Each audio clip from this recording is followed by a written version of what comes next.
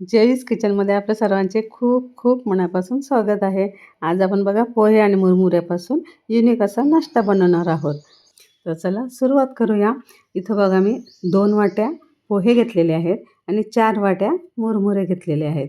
तुम्ही जर माझ्या यूट्यूब चॅनलवर नवीन असाल तर लगेच लाईक आणि सबस्क्राईब पण करून घ्या.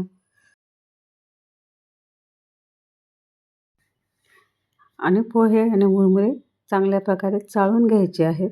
त्यात जर काही डस्ट वगैरे असली तर ती निघून जाते. बघा अशी डस्ट आता निघालेली आहे. इथं मी एक मोठं भांडं घेतलं आहे आणि त्यावर आपली जी चाळण आहे ती ठेवून घ्यायची आहे. पोहे आणि चुरमुरे आपल्याला पाणी टाकून स्वच्छ असे धुवून घ्यायचे आहे. बघा मी तुम्हाला धुतल्यावर दाखवते की पाणी किती घाण निघालेलं असतं. 2-3 पाण्याने आपल्याला चुरमुरे आणि पोहे स्वच्छ धुवून घ्यायचे आहेत.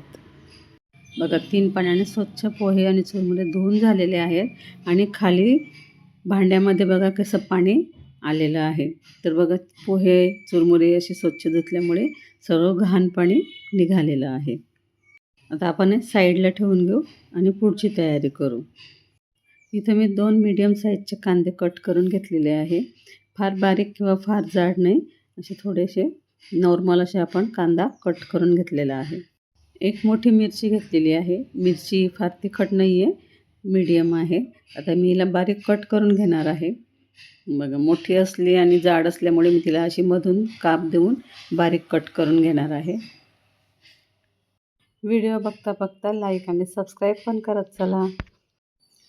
इथे मी मिरची बारीक कट करून घेतलेली आहे. पण तुमच्या घरात जर लहान मुलं असतील तर असे मोठ्या पीसेसमध्ये तुम्हाला मिरची कापून घ्यायची आहे, म्हणजे ती बाजूला काढता येते. 2 बटाटे घेतलेले आहे. बटाट्याची साल काढून घ्यायची आहे आणि छोटे छोटे पीसेसमध्ये आपल्याला कट करून घ्यायचे आहे. पीसेस फार जाड करायचे नाही, असे पातळ, मोठे आणि पातळ करायचे आहेत. बघा अशा प्रकारे आपल्याला सर्व बटाटा कापून घ्यायचा आहे. चला चुरमुरे आणि पोहे भिजले आहेत का बघू. थोडे ड्राय झालेले आहेत. थोडं अर्धा कप पाणी घेऊन परत आपण पाण्याचा शिपका मारून घ्यायचा आहे, म्हणजे ते छान सॉफ्ट होतील. चुरमुरे आणि पोहे आता छान सॉफ्ट झालेले आहेत. चवीनुसार आपण आता मीठ घालून घेऊ. मीठ छान मिक्स करून घेऊ.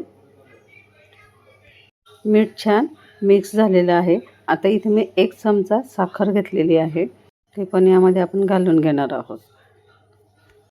पोहे आणि चुरमुरे ओले असल्यामुळे साखर ही पटकन विरघळते, नाहीतर मग ती दाताखाली कचकच लागते. अर्धा चमचा चाट मसाला घेतला आहे आणि छान असं एकजीव करून घ्यायचं आहे, म्हणजे आपण जेव्हा जिन्नस खातो तेव्हा चव सर्व आपल्याला एकसारखी लागते. कुठे खारट, कुठे गोड, कुठे आंबट असं लागत नाही. तर एकसारखी टेस्ट आपल्याला खाताना येते. गॅसवर कढई ठेवून घेतलेली आहे. अर्धा चमचा मोहरी घालून घ्यायची आहे. 7-8 कढीपत्त्याची पानं घालून घेऊ. पानं धुवून घ्यायचे आहेत. छोटी वाटीवर शेंगदाणे घ्यायचे आहे. शेंगदाणे छान क्रिस्पी होईपर्यंत आपल्याला फ्राय करून घ्यायचे आहेत.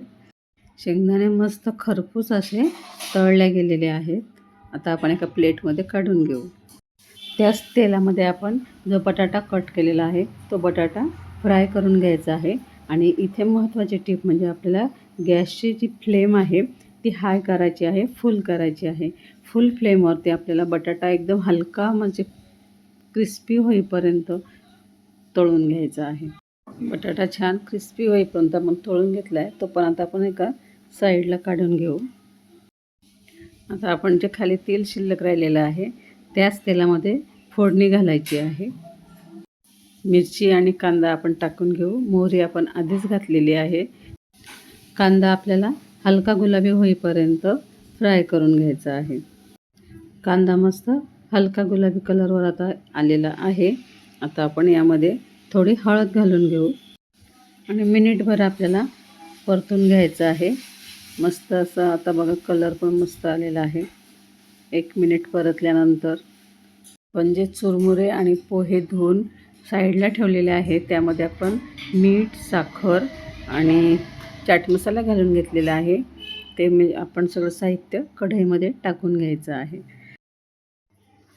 चांगलं एकजीव करून घ्यायचं आहे आणि 2 मिनिटासाठी आपल्याला यावर मंद आचेवर असताना झाकण ठेवून घ्यायचं आहे. गॅसची फ्लेम आपल्याला लो ठेवायची आहे. तोपर्यंत आपण कोथिंबीर कट करून घेऊ. कोथिंबीर बघा मी अशी स्टोअर करून ठेवते.